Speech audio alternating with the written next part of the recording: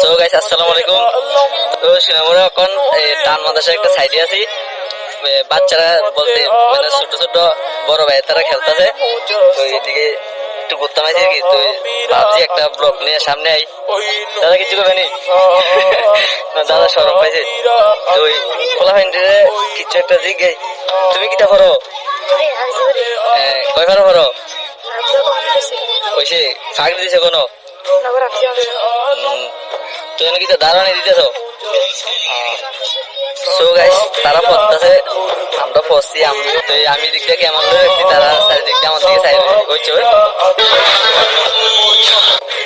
ও তারাও কিন্তু আমার লোক বক্সনগর পড়ছে এই মাদ্রাসা। আমরা এক লোক পড়ছি, আমার ক্লাসমেট বলতে। এখন খেলা শেষ, নজর টজু করে মসজিদে যাইব, দোয়া টোয়া করবো। আর মাগরিবের নামাজ পর্যন্ত আছি আমি, নামাজ টামাজ আমিও পড়লাম। এরপরে বাড়িতে রওনা দেবো। বাড়িতে রওনা দেওয়ার আগে এই বাড়িটা আমার লগে আছে আজকে। তো তো বাইরে দিলে সবসময় এটা টাকা টুকা রয়ে, তো ভাই কিন্তু সবসময় খাবার, তুই মনে হচ্ছে আজকে আমি খাবাম, কিন্তু আমি টাকা আনছি না। তো এই মাছটা অনেক গরিব লোক, আর একটা সাপোর্ট করবেন। আর এই গরিব লোক আমি খাওয়াই, কারণ আছে কোনো কোনো সমস্যা নাই। এলাকা আমার টাকা টুকু তোমার ফোটো থাকে, তোমার ফোটো আছে। টাকা আমি ফোটো না দিই, তোমার ফোটো দিবে, দোকানে যাওয়াইব খাওয়াইব। তো কি জানো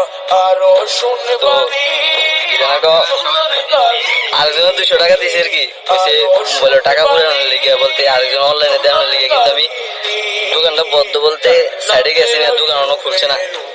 তুই কইছি দোকানের মধ্যে যাইয়া টাকা টুকা দিতাম, অনলাইনে পাঠাইতাম টাকাটা। ভাই ফট করে 200 টাকা দেখে কইতাছে আজকে ভাই টিফিন করাইবে বলতে নাস্তা করাইবে। মাদ্রাসার শিক্ষক গুণজন, তো সবাই দোয়া করবেন মাদ্রাসাটা বলতে ছাত্ররা আরো এগিয়ে যাক, সবাই আরো এগিয়ে যাক। আমাদের জন্য দোয়া করবেন, সাপোর্ট করবেন, লাইক করবেন, শেয়ার করবেন। সাহাবীরা আতুল বানায় ওই নবীজি, সাহাবীরা আতুল বানায় ওই